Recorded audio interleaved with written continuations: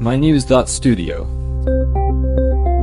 2,000 white rhinos, once almost wiped out, are now being released across Africa.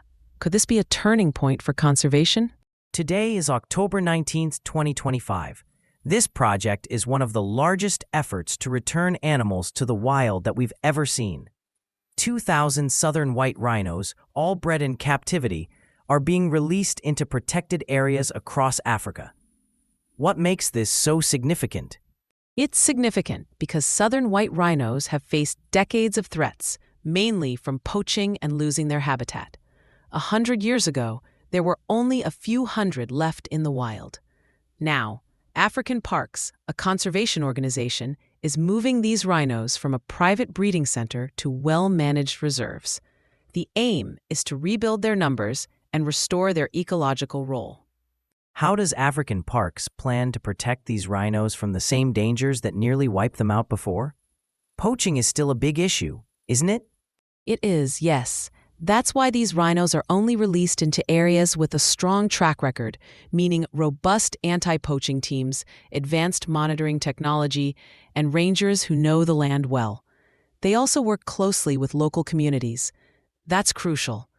By making sure that people living near the parks benefit through jobs or shared revenue, they create more allies for rhino protection.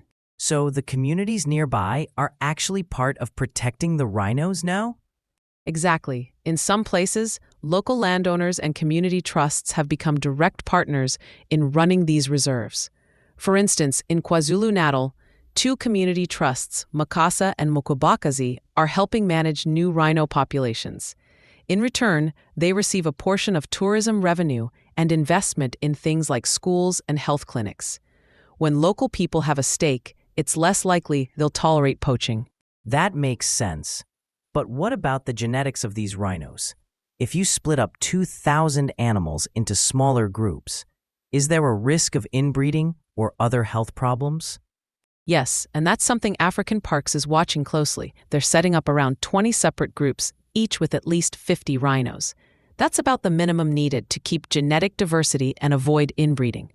But it's not just about numbers. They track each rhino's family line, watch their health, and will move animals if needed to keep the population healthy.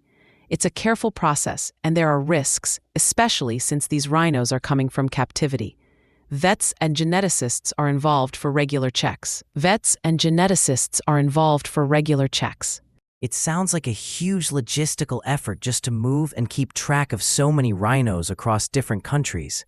Are they expecting some won't make it through the transition? Some losses are expected. Not every rhino will adapt perfectly. There can be health problems, injuries, and stress during the move. African Parks is upfront about that. That's why they have vets on site and are ready to adjust their plans as needed.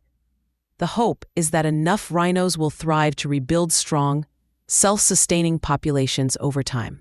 Could this kind of approach work for other species too? For example, could it help elephants or lions facing similar dangers? It could, yes. The strategies used here, multiple groups, partnerships with local communities, strong security, are relevant for any large animal threatened by poaching or habitat loss. It's about spreading risk, keeping genetic health, and making sure people see value in protecting these animals. Careful monitoring and learning from setbacks are also vital. If this works for rhinos, it could become a model for other species. It's striking that this isn't just about rhinos. It's really a test case for how we might address the global loss of biodiversity. Do you think projects like this can actually change the bigger picture?